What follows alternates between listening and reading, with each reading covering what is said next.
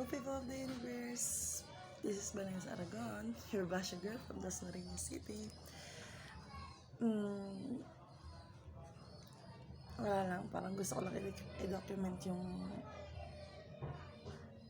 feeling ko right now.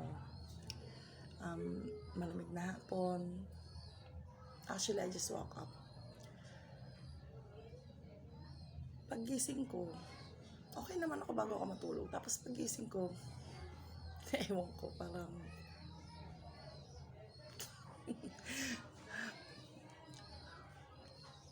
a little bit sad. Parang ganun ba yun? Medyo malungkot. Pero hindi ko alam kung ba't ako nalungkot. Basta meron na pumasok sa isip ko din. Kinuha ko yung phone ko tapos